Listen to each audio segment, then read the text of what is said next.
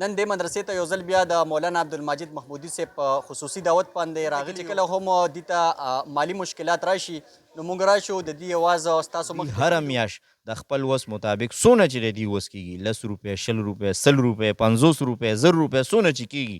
دی هغه تعاون ماهانه جاري وساتي د مدرسې سره ډېر غټ بوج به کم شي او اسانتیا به راشي او ستاسو په مرسته باندې بیا د دې هغه مشکل چې کوم دی هغه ختم شي که دا جومات مونږ له څوک د ویښ نه والي سره پورې جوړول غواړي نو چې دا د خپل وس مطابق څونه چې کولی شي سیخ سریا بلاک شګه سیمټ څه شکل کې هم چې کوو طلباو ته پاس د قالینونو د کارپیټونو د صادرو د بوجو هغه سیستم لکه خور کړی دی د ناستې دپاره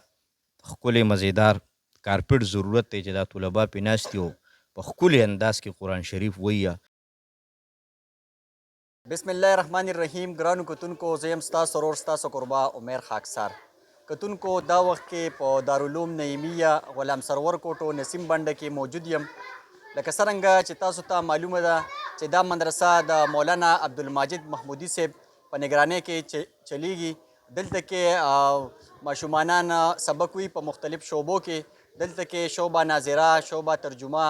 شعبه حفظ او دغه شان نور هم دلته کې وخت نه وخت د اصلاحي او تربیتي تقریبات هم کیږي. نن دې مدرسې ته یو ځل بیا د مولانا عبدالمجید محمودي صاحب په خصوصي دعوت باندې راغلي یو. دلته کې چې کله هم دې ته مالي مشکلات راشي نو موږ راشو د دې اواز ستاسو مخې ته کیږدو او ستاسو په مرسته باندې بیا د دې هغه مشکل چې کوم دی هغه ختم شي.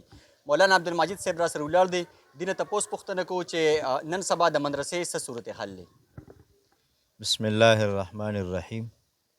ټولو ناول هو ستاسو د میډیا د ګروپ د ټولو ملګرو شکریا ادا کوم چې تاسو دلته کې تشریف راوړو او زمونږ د دې مدرسې کارګزاري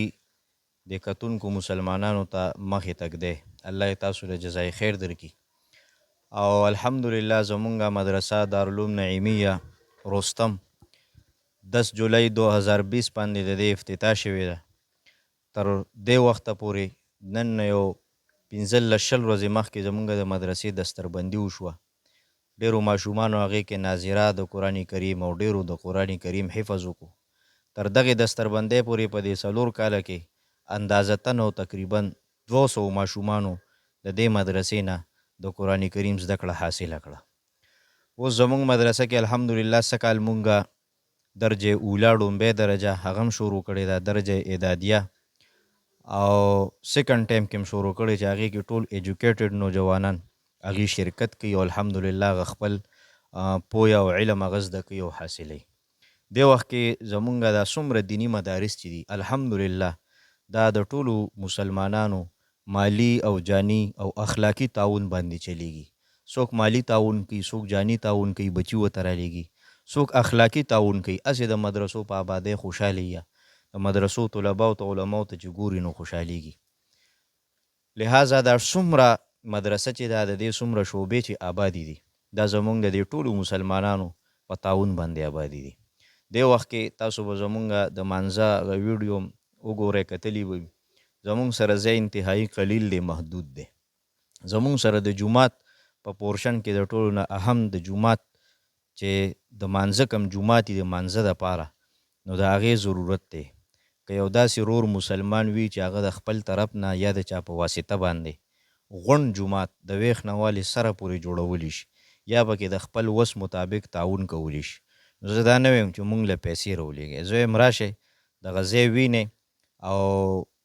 تقریبا 11-12 مرلې ځای دی د جومات دپاره ټاکلی شوی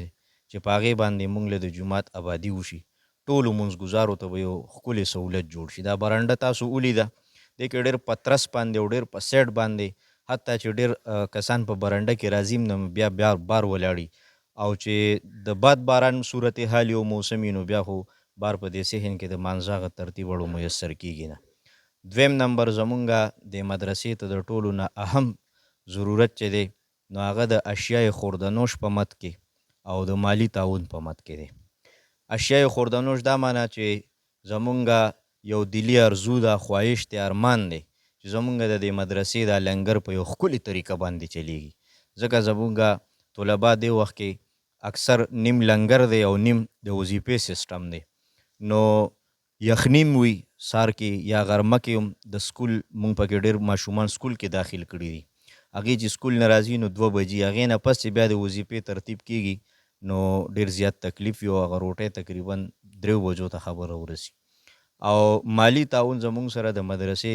په نورو ډېرو ضرورتونو کې د هغې ضرورت دی چې په هغې کې د اساتذه کرامو وظایف دي ماخانه تنخواګانې چې ورته وایي د طلباو هغه کفالت او د هغې ضروریات پوره کېدل دي هره میاشت کې زمونږ مدرسه تقریبا د دې خرچه چې ده د لنګر او د اساتذو د وظایف بجلی اخراجات او دیگر تعمیر او مرمت چې څومره سیستم دی نو هغه زمونږ تقریبا د 130 نه والې 150 پورې دا زمونږ د میاشتې خرچه ده او زمونږ مطلب آمدن چې دی مونږ سره چې کم شتمن مسلمانان وروڼه مدد کوي تعاون کوي څوک مطلب 100 روپۍ څوک 200 څوک 500 څوک زر نو هغه څه تقریبا 38,000 روپو نه والې 40,000 روپو پورې را جمع کیږي دا نورې چې څومره وي نو دا ادارې باندې مدرسې باندې هره میاشت کې دا قرضۍ او خسارۍ انتهایی مشکل سره هغې مطلب پیمنټ هغه برابرول د دکاندارانو د اشیاء خوردنوش د سیزونو کم چې د لنګر دپاره یا د استادانو یا د طلباو دپاره چې کم سیزونه راځي نو هغه ډېر په ګرانه باندې پوره کیږي نو زما د خپلو ټولو مسلمانانو وروڼو ته درخواست دی دا کم چې زمونږ ویډیو ګوري او خصوصا د علاقه رستم مسلمانانو ته مې دا درخواست دی زمونږ په دې رستم کې الحمدلله دومره شتمن خلک شته دی خو هغې ته زمونږ د آواز رسېدلی نه دی غواړو چې ستاسو د سکرین او د مایک په ذریعه باندې زمونږ د آواز د ایمان او د اخلاص نه د ډکو مسلمانانو ته او خصوصا د رستم غیرتمندو دلیرو بهادرو مسلمانانو ته چې کم صاحب ثروت او صاحب دولت دي